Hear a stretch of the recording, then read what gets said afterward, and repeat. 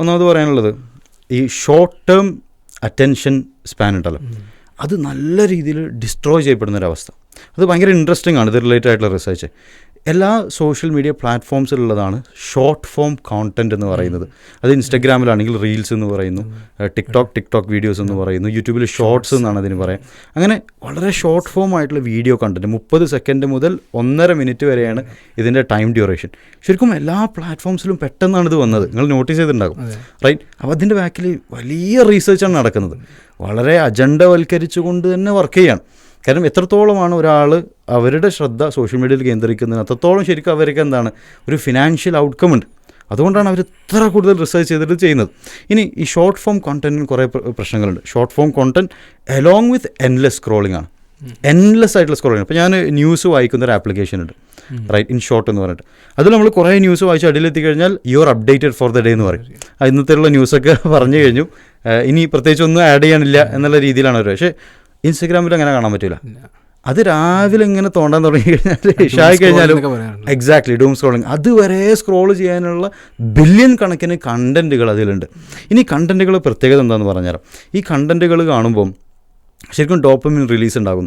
അതുപോലെ തന്നെ ഇനി അടുത്തതെന്ത് എന്നുള്ളതിൻ്റെ ഒരു ആകാംക്ഷയുണ്ട്, റൈറ്റ്? അപ്പോൾ ഇൻവേരിയബിൾ ആയിട്ടുള്ള രീതിയിലാണ് ഡോപ്പമിൻ കൊടുക്കുന്നത്. എപ്പോഴും ഡോപ്പമിൻ അതേ ലെവൽ കിട്ടിക്കോളുന്നില്ല. ചിലത് വളരെ ഫണ്ണി ആയിട്ടുള്ള കണ്ടൻ്റ് ആയിരിക്കും, അടുത്തത് ചിലപ്പോൾ ഷോക്കിംഗ് ആയിട്ടുള്ള അഡ്രനലിൻ റഷ് ഉണ്ടാക്കുന്ന കണ്ടൻ്റ് ആയിരിക്കും, ചില കണ്ടൻറ്റ് കോർട്ടിസോൾ ഉണ്ടാക്കുന്ന കണ്ടൻ്റ് ആയിരിക്കും. അപ്പം നമ്മുടെ ന്യൂറോ ട്രാൻസ്മിറ്റർ സിസ്റ്റം മൊത്തമായിട്ട് ഫ്ലക്ച്വേറ്റ് ചെയ്യുന്ന ഒരവസ്ഥ വരെയാണ്. ശരിക്കും ഭയാനകരമാണ്.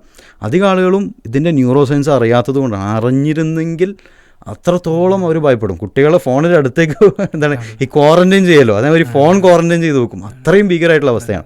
അപ്പോൾ കുട്ടികൾ ഷോർട്ട് ഫോം കോണ്ടൻറ്റ് കുറേ കാണുമ്പം അവർക്ക് ഒന്നിൽ ഫോക്കസ് ചെയ്യാൻ പറ്റാത്തൊരവസ്ഥ വരുന്നു. ഒരു 100 റീൽസ് കണ്ടിട്ടുള്ള ഒരാളോട് ചോദിച്ചാൽ മതി നിങ്ങൾ ഇന്ന് എന്തൊക്കെയാണ് മുഴുവനായിട്ട് കണ്ടു വെച്ച് കഴിഞ്ഞാൽ അവർക്ക് അവിടെയും ഇവിടെ ടച്ച് ചെയ്ത് പറയാമെന്നുള്ളതല്ലാതെ വേറെ പ്രത്യേകിച്ചൊന്നും പറയാൻ കഴിയില്ല.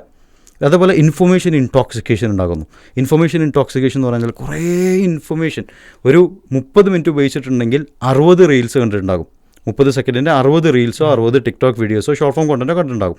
അതിലെല്ലാത്തിലും കുറേ ടൈപ്പ് ഇൻഫർമേഷനാണ്. ഇത് മൊത്തം നമ്മുടെ മൈൻഡിലേക്ക് കയറുകയാണ്. അപ്പോൾ മൈൻഡിൽ ഷോർട്ട് ടേം മെമ്മറി ഉണ്ട്, ലോങ് ടേം മെമ്മറി ഉണ്ട്, വർക്കിംഗ് മെമ്മറി ഉണ്ട്. ഇത് വർക്കിംഗ് മെമ്മറിയിൽ പോയിട്ട് അവിടെ ഇങ്ങനെ കുറേ നേരം കളിക്കുമ്പോൾ ലോങ് ടേം മെമ്മറിയിലേക്ക് ഒന്നും കയറാത്തൊരവസ്ഥ വരുന്നു. അപ്പോൾ ഒരു കുട്ടിയെ സംബന്ധിച്ചിടത്തോളം ടെക്സ്റ്റ് ബുക്ക് വായിക്കുന്ന എക്സാമിന് പ്രിപ്പയർ ചെയ്യുന്നൊരു കുട്ടിക്ക് അവനിങ്ങനെ കണ്ടൻറ്റ് ഇങ്ങനെ വായിച്ചു വരുന്നു.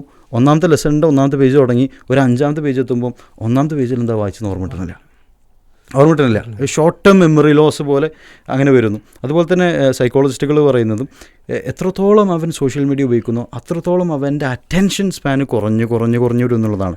ചില കുട്ടികൾക്ക് അറ്റൻഷൻ സ്പാന് 2 സെക്കൻഡോ 3 സെക്കൻഡോ മാത്രമേ ഉള്ളൂ. സുബ്ഹാനല്ലാഹ്, ക്ലാസ്സിലിരുന്ന് കഴിഞ്ഞാൽ അവർക്ക് ഒന്നിലും ഫോക്കസ് ചെയ്യാൻ പറ്റുന്നില്ല. അതിന് കൂടെ പറയാൻ പറ്റുന്നൊരു കാര്യമാണ് ഈ കോഗ്നിറ്റീവ് സോണിങ് ഔട്ട് എന്ന് പറയുന്നത്. കോഗ്നിറ്റീവ് സോണിങ് ഔട്ട് എന്ന് പറഞ്ഞാൽ അവർ ക്ലാസ്സിലായിരിക്കും, പക്ഷെ അവരുടെ മൈൻഡ് വേറെ എവിടെയോ ആയിരിക്കും. കണ്ടിട്ടുള്ള ഇൻസ്റ്റഗ്രാം കണ്ടൻറ്റിൽ വേറെ എന്തെങ്കിലും സാധനം ഹൈപ്പോത്തസിസ് ചെയ്ത് മനസ്സിൽ ഇങ്ങനെ കാണായിരിക്കും.